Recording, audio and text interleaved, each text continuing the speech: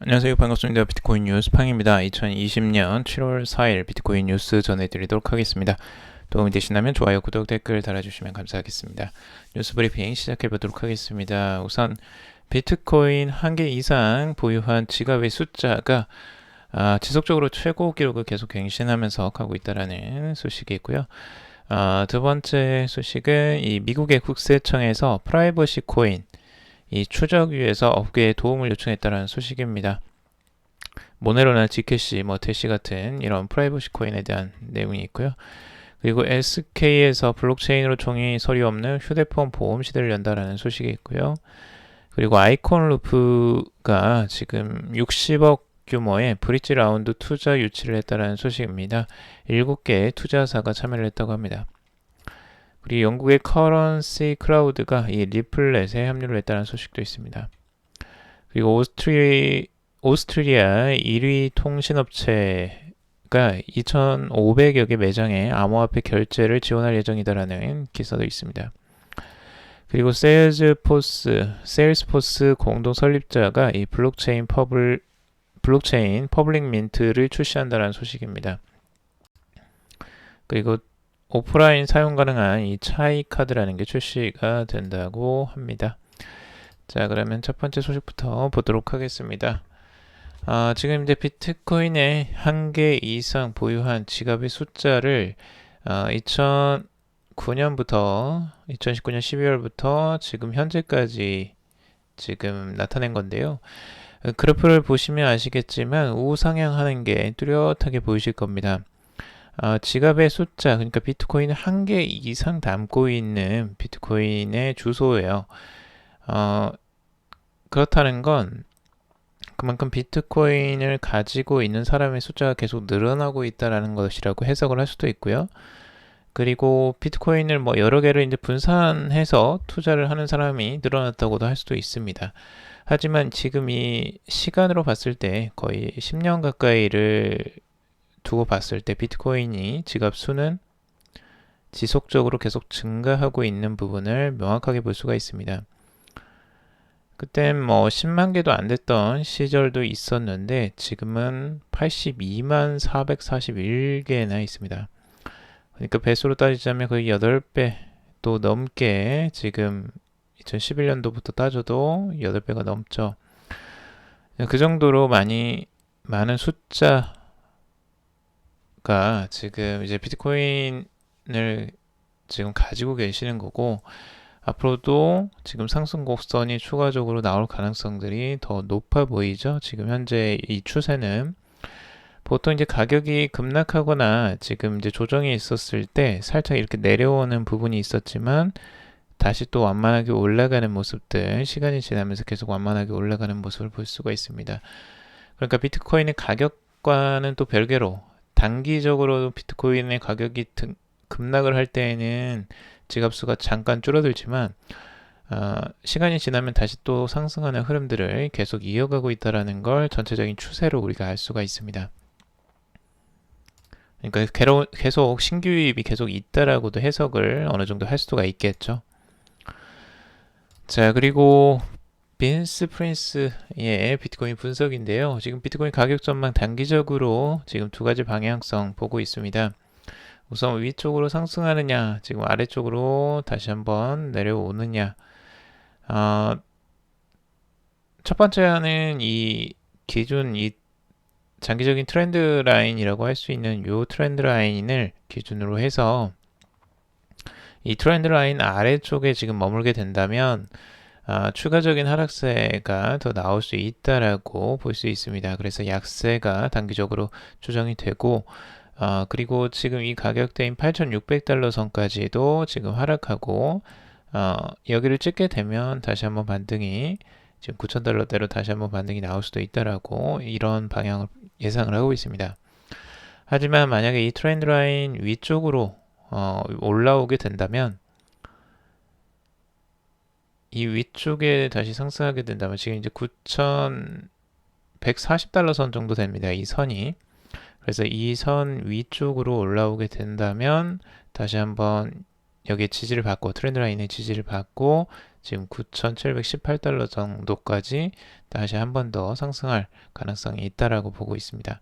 하지만 거기서 저항을 다시 한번 맞고 또 내려오는 트렌드 라인까지 다시 내려오는 추세가 발생할 수 있다라고 단기적인 전망세를 내놓고 있습니다.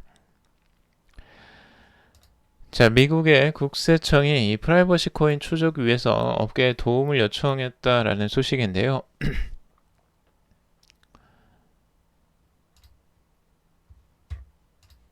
지금 국세청은 프라이버시 코인, 레이어 2 프로토콜 등을 중점적으로 다룰 암호화폐 범죄 수사 파일럿 프로젝트와 관련해서 이 다양한 암호화폐 거래를 추적할 수 있는 소프트웨어를 구한다라고 밝혔습니다.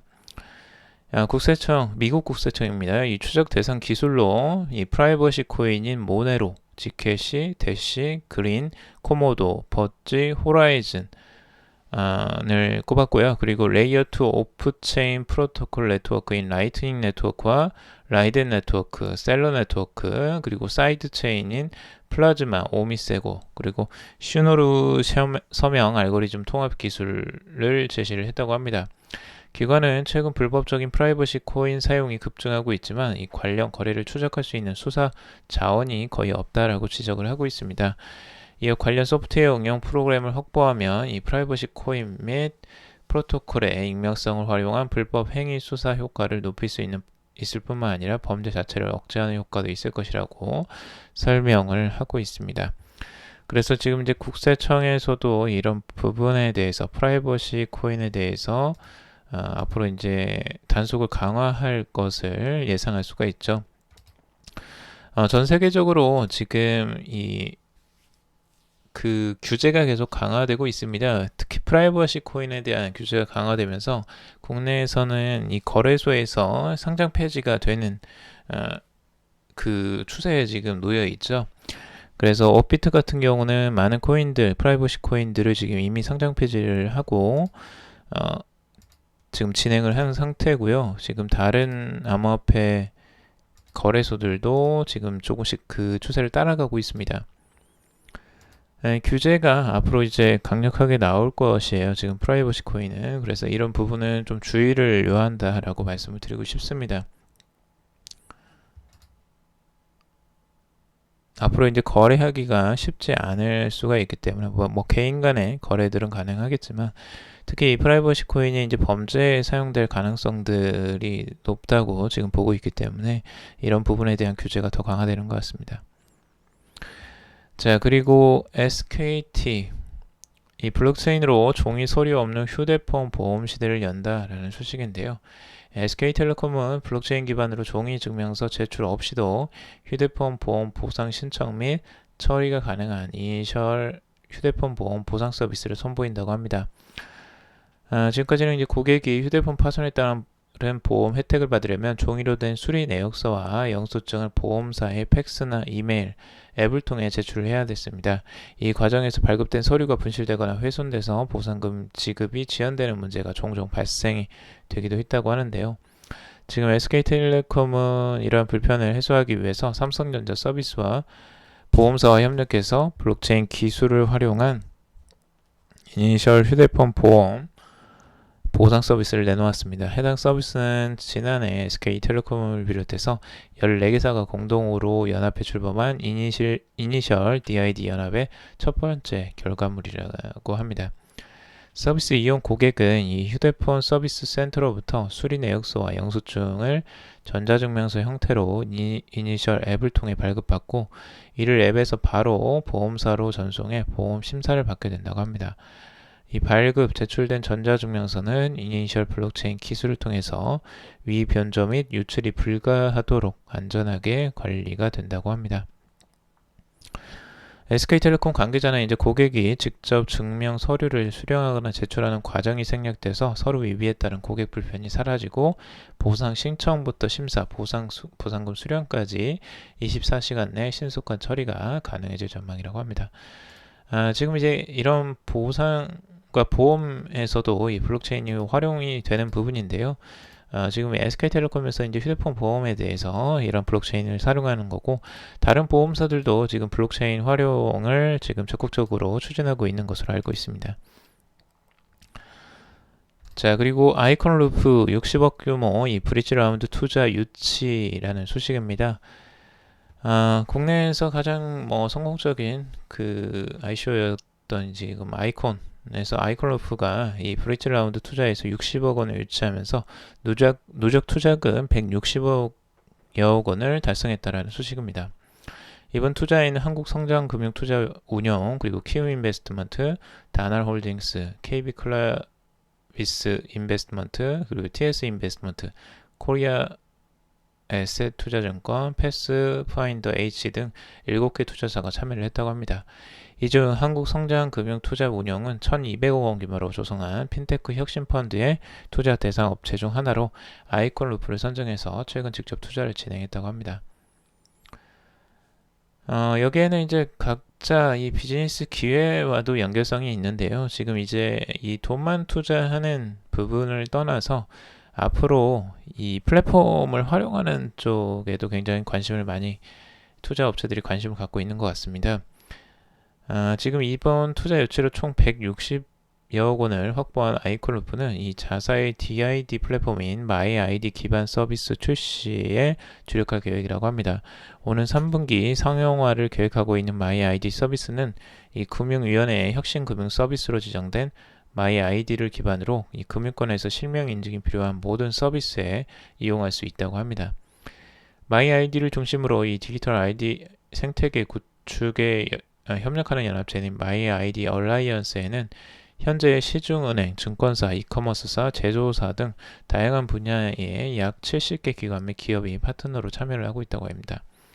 그리고 한국성장금융투자운용 관계자는 혁신금융사업자 지정을 통해 금융권에서 유일하게 즉시 도입이 가능한 DID 솔루션을 보유한 기술 기업이라는 점에 주목을 했다고 합니다.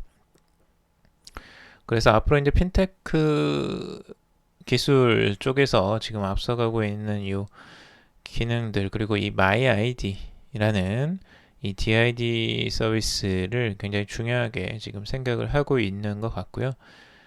그래서 지금 이 투자금도 이렇게 유치를 할 수 있었던 것 같습니다. 결국엔 이러한 이제 투자 업체들도 여기에 대한 그 수요가 또 있는 거죠. 자, 그리고 영국의 이 커런시 클라우드가 리플렛에 합류를 했다라는 소식인데요. 최근에 이 영국 런던 소재 B2B 국경 간 결제 플랫폼인 커런시 클라우드가 이 리플의 글로벌 결제 네트워크인 리플렛에 합류를 했습니다. 커런시 클라우드는 리플이 지난 2월 말 유럽 소재 온라인 성공업체인 아지모와 파트너십을 체결한 이후에 가장 최근에 리플렛에 추가된 회사라고 합니다. 그리고 앞서 지난달 말에 일본 금융대 기업 SBI 홀딩스가 일본 최초의 가상자산 펀드를 출시하기도 했었습니다. 여기에 리플이 50%에 달하는 것으로 또 알려지기도 했죠. 반면에 이 미국의 암호화폐 전문 자산 운용사 모건크릭 디지털 에셋의 공동 창업자인 앤서니 팜플리아노는 XRP는 은행 업무 개선을 위한 소프트웨어인 리플 제품의 일부분이다 라고 하면서 사람들이 왜 XRP를 사고 가격이 오르길 희망하는지 이해할 수 없다라고 부정적인 이야기를 했습니다. 리플의 성공이 XRP 또한 반드시 성공한다라는 것을 의미하는 것은 아니다 라고 지적을 했다고 합니다. 여기에 대한 의견은 서로 분분할 것 같은데요. 지금 리플과 XRP를 이제 따로 이렇게 바라보는 분석가들도 있긴 합니다. 자, 그리고 오스트리아 1위 통신업체 2,500여 매장의 암호화폐 결제를 지원할 예정이다라는 소식입니다. 지금 오스트리아의 대형 이동통신사인 A1 페이먼트가 2,500개가 넘는 현지 매장에서 암호화폐 결제 서비스를 제공할 예정으로 보고 있는데요.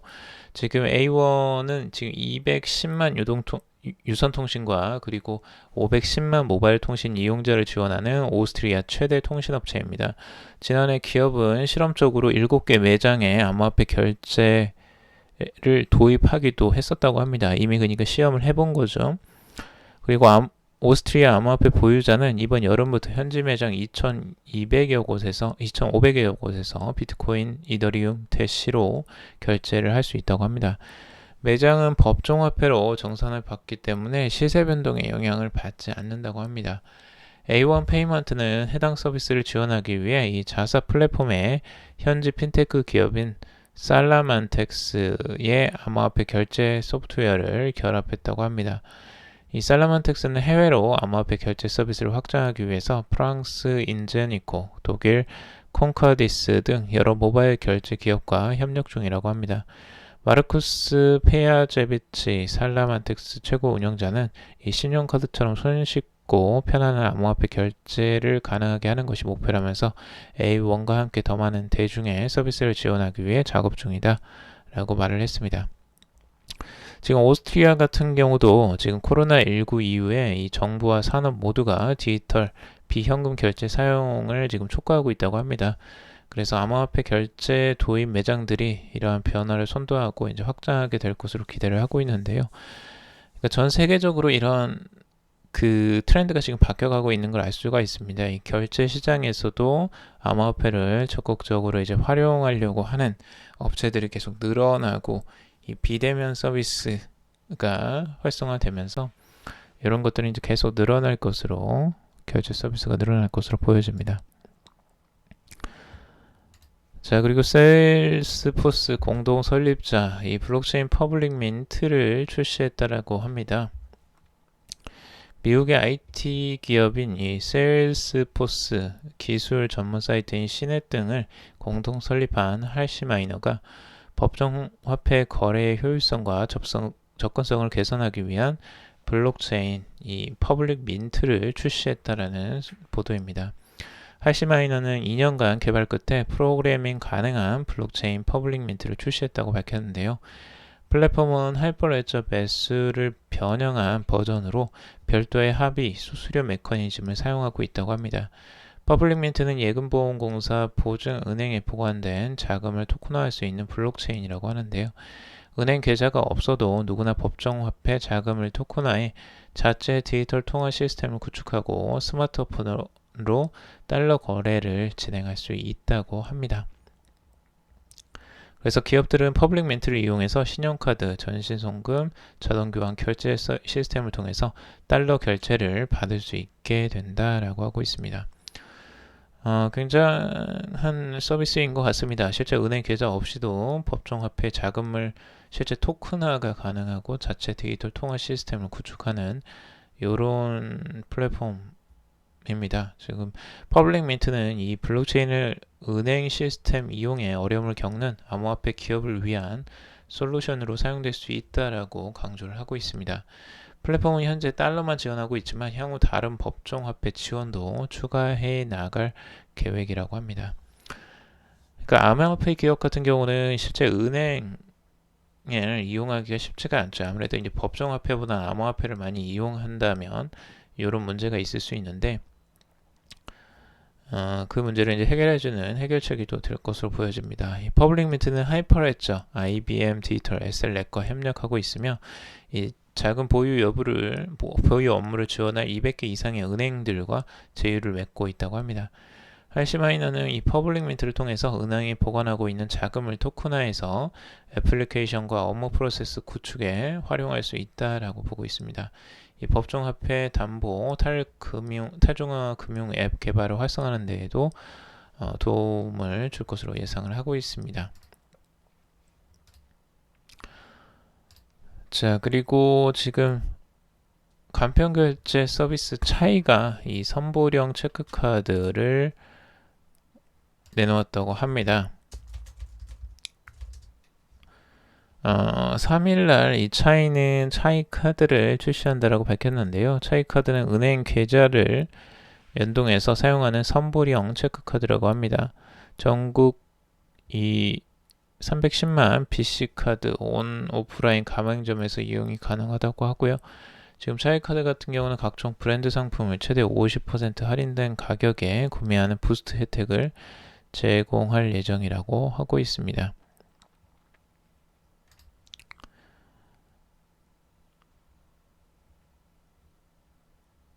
이게 이제 차이카드라는 게 자체적으로 이 테라 쪽에서 지금 예전에 나왔었던 부분이 있는데요.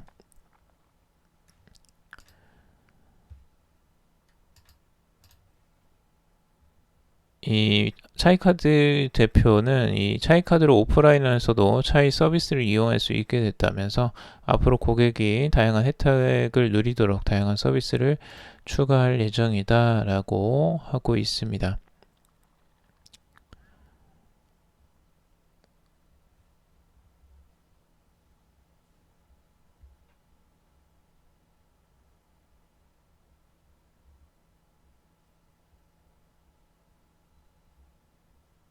자, 오늘 여기까지 정리를 해봤고요. 여러분들 도움이 되셨길 바랍니다. 도움이 되셨다면 좋아요, 구독, 댓글 달아주시면 감사하겠습니다. 투자에 관련된 정보들은 참고사항일 뿐이고 조언이 아니니 투자하실 때 여러분들 스스로 꼭 판단하시고 결정하시기 바라겠습니다. 그럼에도 방송 들어주셔서 정말 감사합니다.